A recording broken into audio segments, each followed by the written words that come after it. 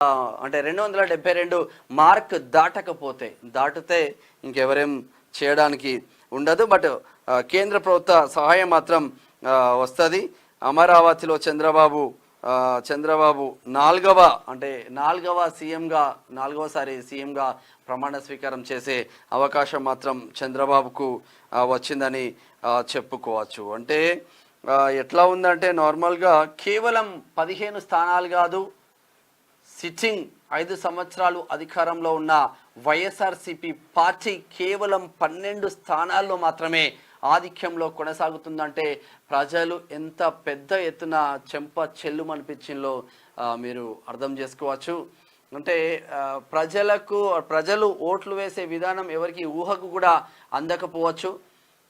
175 స్థానాల్లో అతి భారీ మెజారిటీ అప్పుడు ఇచ్చిన ఇదే ప్రజలు ఇప్పుడు కంప్లీట్గా కూటమి వైపు ఉన్నారు అంటే ఒక్కసారి ప్రజలు అర్థం చేసుకోవచ్చు అని చూడవచ్చు. దీన్ని బట్టి మరి ఏపీ రాజకీయాలు ఇట్లా ఉంటే దేశంలో పరిస్థితులు ఎట్లా ఉన్నాయి? దేశంలో ఎన్డీఏ వైపు వెళ్తా ఉన్నారా? ఎన్డీఏ వైపు ఎట్లా ఉంది పరిస్థితి ఒకసారి చూద్దాం. ఎన్డీఏ కూడా క్రమక్రమంగా 297 స్థానంలో ఎన్డీఏ కూటమి ఆధిక్యంలో ఉంటే ఇండియా కూటమి 227 స్థానాల్లో ఇండియా కూటమి ఏమాత్రం తగ్గకుండా ముందుకు వెళ్తా ఉన్నారు. ఏది ఏమైనా కూడా కంప్లీట్గా ఎన్డీఏ వైపే అంటే భారతీయ జనతా పార్టీ కూటమి వైపే ఆ దేశ ప్రజలు ఉన్నట్టు తెలుస్తూ ఉంది. దానికి తెలంగాణ కూడా 8 స్థానాలు గెలిచే అవకాశాలు ఉన్న నేపథ్యంలో 8 స్థానాలు కూడా మంచి ప్లస్ అయ్యే అవకాశాలు మాత్రం కనిపిస్తూ ఉన్నాయి. మరి ఈసారి తెలంగాణ నుంచి ఇంకొక చర్చ జరుగుతూ ఉంది. వీళ్ళు భారీ మెజార్టీతో ముందుకు వెళ్తూ ఉన్నారు. బండి సంజయ్ కావచ్చు, ధర్మపురి అరవింద్ కావచ్చు, రఘునందన్ రావు మంచి లీడ్లోకి వచ్చేసింది.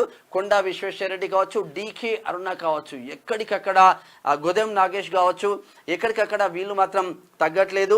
ఇక్కడ ఈటల రాజేందర్ కావచ్చు, ఇక్కడ కిషన్ రెడ్డి కావచ్చు. ఒక చర్చ మీమాంస వస్తూ ఉంటుంది.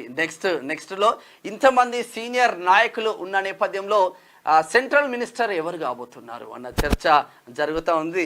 దానికి సంబంధించిన అప్డేట్ రేపు చెప్పే ప్రయత్నం కూడా నేను ఒకసారి చేస్తాను. 4వసారి సీఎంగా చంద్రబాబు నాయుడు ప్రమాణ స్వీకారం చేసే అవకాశాలు మాత్రం కనిపిస్తూ ఉన్నాయి. జూన్ 9న చంద్రబాబు నాయుడు ప్రమాణ స్వీకారం చేసే అవకాశాలు మాత్రం కనిపిస్తూ ఉన్నాయి. ఓవరాల్గా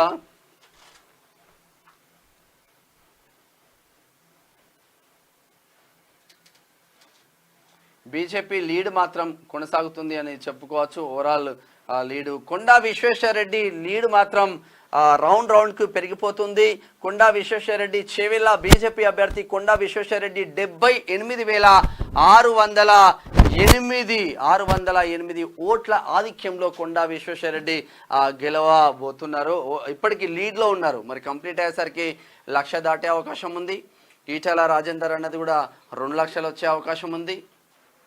సీనియర్స్ ప్రజలతో మమేకమైతే ప్రజలు పట్టం కడతారు అని చెప్పడానికి సింపుల్ ఎగ్జాంపుల్ కొండా విశ్వేశ్వరరెడ్డి, ఈటల రాజేందర్, కిషన్ రెడ్డి, బండి సంజయ్ మీద ఎన్నో అవమానకర పోస్టులు పెట్టించిన బీఆర్ఎస్, కాంగ్రెస్ ఇద్దరికి కూడా చెంప చెల్లుమనే రిజల్ట్ కరీంనగర్ ప్రజలు ఇస్తున్నారు.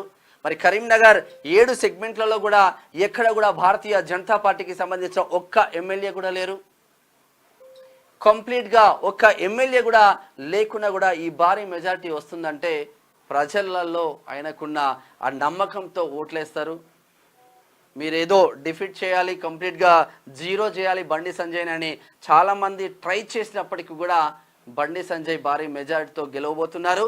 మరొక్కసారి ఎన్నికల తర్వాత బండి సంజయ్ చేతిలోకి రాష్ట్ర పగ్గాలు అప్పచెప్పితే మాత్రం వచ్చే ఎన్నికల వరకు బండి సంజయ్ భారతీయ జనతా పార్టీని తెలంగాణ రాష్ట్రంలో కూడా తీసుకొచ్చే అవకాశాలు ఉన్నట్లు చాలామంది చర్చించుకుంటున్నారు.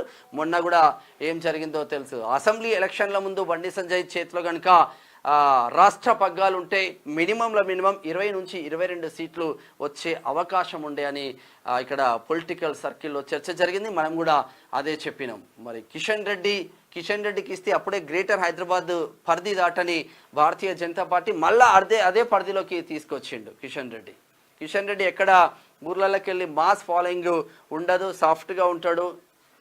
మెల్లగా వెళ్తే ఈ రోజులలో రాజకీయాలు నడవవు. బండి సంజయ్ లాగానే ఆ రాజకీయాలు ఉండాలి అన్నది కాంగ్రెస్ కార్యకర్తల అభిమతంగా తెలుస్తా ఉంది. ఇక భువనగిరి పార్లమెంట్ ఫలితాలు ఒకసారి చూద్దాం కంప్లీట్గా. భువనగిరి పార్లమెంట్ ఫలితాలు మాత్రం కాంగ్రెస్ అభ్యర్థి చామల కిరణ్ కుమార్ రెడ్డి 1,15,289 ఓట్ల ఆధిక్యంలో చామల కిరణ్ కుమార్ రెడ్డి మాత్రం దూసుకుపోతుండనే చెప్పుకోవచ్చు. ఇక్కడ పాపం వంశీచంద్ రెడ్డిని సీఎం రేవంత్ రెడ్డి గెలిపిస్తారు అన్న చర్చ జరిగిన నేపథ్యంలో అక్కడ డీకే అరుణ మాత్రం లీడ్ కొనసాగుతుంది.